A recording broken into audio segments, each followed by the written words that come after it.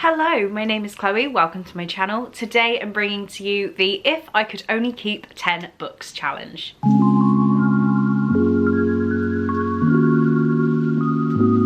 So thank you so much to Victoria from What Victoria Read for tagging me to do this. I had a lot of fun picking out my 10 books. And yeah, this challenge is, as the title suggests, if you could only keep 10 books, which books would you keep? And I have different reasons for all of the books I have here. So I guess I'll just go down the list. I'm not even sure what order makes sense, so we'll just go at it. The first book I would keep is Breaking Dawn by Stephenie Meyer. This is the 4th book in the Twilight series, and you can see that this copy is very, very well read. I would not want to know how many times I've read this book, and it stands as my firm favourite in the Twilight saga, meaning it could actually be my favourite book of all time, which is really, really horrific to admit. I wanted to keep one of the Twilight books in this list because Twilight is what got me into reading. It's what really established me as a reader, in my opinion, and I just shamelessly love it so much. So this is why even if you head over to my Patreon, all of the tiers in Patreon are named after locations in the Twilight saga. We have Twilight themed roles in the Discord, and yeah, Twilight just is a massive deal for me as a reader. It's what really got me into vampires and the paranormal and kind of, I know it's not even scary, but kind of scary stuff. It's kind of what's established me in books and film, really. And yeah, this book is the best one. It's chunky. Keeping it on this list means I would never run out of things to read, seeing as it's over 600 pages, and I can keep dipping back in for more Twilight goodness. The next book on this list is a book I haven't read in a long time, and I need to rectify that, and that is Dark Visions by L.J. Smith, which is another chunky book that is in a very, very well-read condition. This is from the author of The Vampire Diaries and the Night World series, but Dark Visions is a collection of 3 shorter books surrounding the paranormal. Again, I must have read this for the first time back in like 2012. The books individually came out in the mid-90s, but this book as a whole was published in 2009, so I do think it would have been about 2012 that I read it for the first time. And I actually can't remember much about this. I remember a group of 5 kids who are students at some sort of magical school, and things start going wrong. And I loved this so much. Every time I've read it, I really need to reread it, but I don't want the story to lack now because it's been a while. But I do think that if I could only keep 10 books, I would definitely hold on to this one. It holds so much nostalgia, and I feel like I could easily read it again and again. Next up, we have probably a bit of an unexpected one on this list, and that is The Girl in 6E by A.R. Torr. This is a book about Deanna, who is a cam girl, and the reason she's a cam girl is that she does not leave her apartment at all, so she needed a firm source of income where she wasn't leaving, so she performs whichever sexual acts on camera for money. And the reason she stays in is because she believes that she is going to murder anybody she comes into contact with. I think I've only read this book twice, which really baffles me. Apparently once in October of 2018 and then again in July of 2020, so I really haven't read it as many times as I thought I had. It does say this year's most shocking thriller because as well as all of this stuff with being a cam girl and knowing she wants to kill people, she meets somebody online through her work that seems to be asking some very, very strange, specific demands. And when a young girl goes missing, she takes it upon herself to get involved, which means potentially leaving her apartment. And yeah, I love this book so much. I wouldn't recommend it to everybody because it is very, very graphic. But if you aren't bothered by potentially some of the stuff that she's gonna do on a webcam and describe in detail, then I would definitely recommend this. But just if you're just a little bit tamer, then don't touch it, please. Thank you.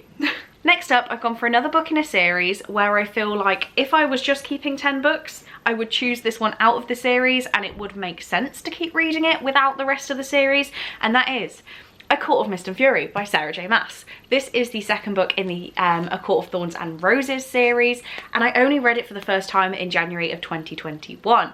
I absolutely love this book. It made it onto my favourites book of the year. It is a fae fantasy story, and do you know, I don't even know how to explain the second book as its own thing. As well as it being a very detailed fantasy story, it does have a very heavy romance element, and the romance element of this book is absolutely perfect. And there are times where I feel like reading specific chapters of this just for fun. Readers of this book will know which one I mean, or couple I mean. But yeah, I definitely think this is one that if I could keep it on my shelves forever, I could dip in and out of the story and just get that fantasy romance kick that I need. Next we have a book that I really don't give enough hype on my channel, and that is Revolution by Jennifer Donnelly. This is the book I think that is currently at a 4-star rating for me. I read this a couple times as a teenager, and then I revisited it in 2018 and I think I gave it 4 stars then. But this will stand as one of my favourite books of all time. I used to get it out of the library and I would check out the same copy multiple times just to reread it. So when I found this hardback in the exact edition I wanted, I jumped on it. But this is about Alex, who, no it's not, that is a complete lie. It's about Andy, who lives in New York. I really hope I don't get any of this wrong now. It has been a while since I read it. She lives in New York and she's sent to stay with her dad following some behavioral, God, I can't speak. Following some behavioural issues, and she finds the diary of Alexandrine, that's where I was getting the Alex from, Alexandrine, who is a French girl from the time of the French Revolution. So we're following both Andy and Alex in this story and just their day-to-day experiences and relationships and lives. I don't even know how to explain it, but it says here, a romantic, utterly engrossing story of 2 girls, 2 boys, and the heart-wrenching thread that binds them together across the centuries. And I love this book so much. I don't typically like historical fiction, but this one, just for some reason, ticks all the boxes for me. And every time I read it, I completely forget the story and can't believe how much I enjoy it again and again. So this one, I would keep forever. So I believe we're now halfway through the list, so let's go for a classic YA, and that is Divergent by Veronica Roth. This book, I am aware, is not perfect.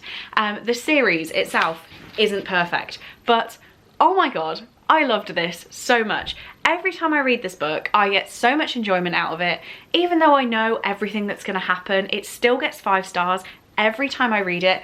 And these are the amazing 10th anniversary editions that I have, and I actually got this one from the publisher and it came with, and are you ready, it's a limited signed edition copy of the 10th anniversary edition. And yeah, I am very happy that I own this. This story I love so much, and yeah, I would keep this on my shelves forever. I would read it forever, and I think it's just one of those classic YA dystopians that is so easy to jump back into anytime you want to re-experience it. For number 7, we are sticking with YA and we're going for Starry Eyes by Jen Bennett.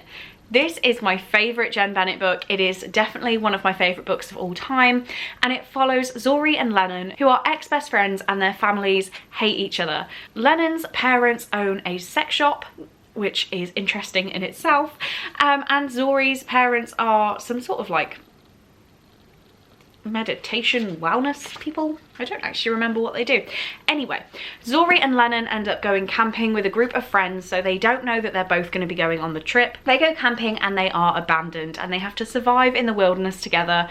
And yeah, I love this book so much. Definitely one of my favourite books of all time.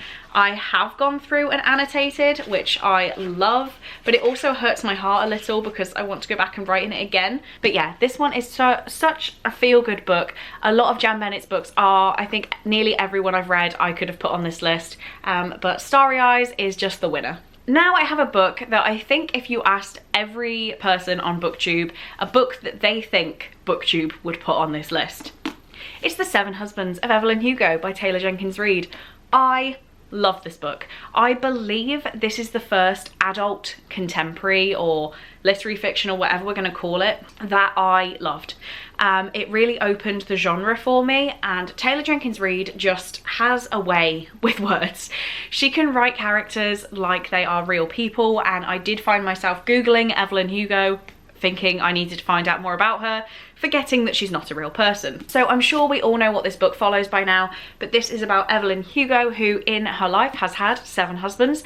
She contacts a journalist, not a very well-known journalist, to write her book, and it's just going through the tales of her life, and I love it so much. I cry my eyes out every time at this book, and I will continue recommending it as long as I have a channel. Next, I started to get a little bit confused about what to put on this list, but I've decided to go with my favourite book of 2021, and that is Verity by Colleen Hoover. I was quite unsure about whether to put this on the list because I have only read this once, and it is a thriller, and the big reveal of the thriller is really what makes this book amazing. So I haven't read this book since knowing what the twist is. Now I know the twist, will I love it as much? I'm not sure. I really do hope so, but I genuinely loved this book with my whole heart. This book follows Lowen, who is employed to fill the shoes of Verity, a very popular author with an ongoing series who has had an accident and cannot continue writing.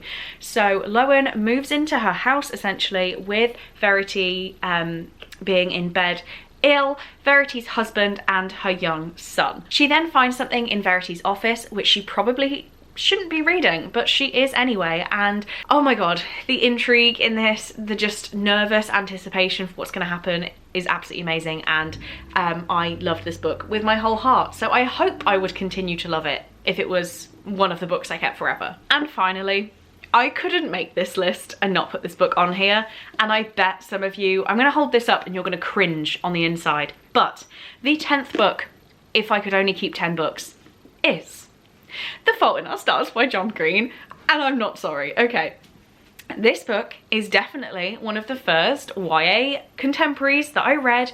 It's one of the first books I read that made me cry my eyes out. I remember reading it. Oh, I read it on the 1st of August 2014. I've left a note inside here, and I remember because I had gone on holiday with my parents, and this was basically the one book I was taking with me for my holiday, and I read it by the time we got to our villa in Spain. I had already flown through the whole thing. This, if you are somehow unaware, is the book of Hazel Grace Lancaster, who has cancer, and she goes to a cancer kids support group and she meets Gus. And the romance, the movingness of this story, it is very classic YA, very tropey, very cheesy and cringy and corny, but I really think this is going to stand the test of time and it will become a modern day classic in the future. But yeah, I just absolutely love this book and I could not leave this off my list. So those are the 10 books that I would keep if I could only keep 10 books. Wow, that's a mouthful. As I said, I was tagged in this by Victoria, so I would like to tag some people, but I kind of forgot to ask before I started filming this video. So I'm not going to physically tag anyone because I forgot to ask people. But if you're watching this video and you would love to do it, then please tell me when you do it, because I need to know what other people would pick for this list. Let me know down in the comments what your 10, maybe not even 10, but just what are a couple of books that you would keep if you were also doing this challenge. But on that note, thank you very much for watching this video. I really do hope you enjoyed, and I will see you in my next one. Bye.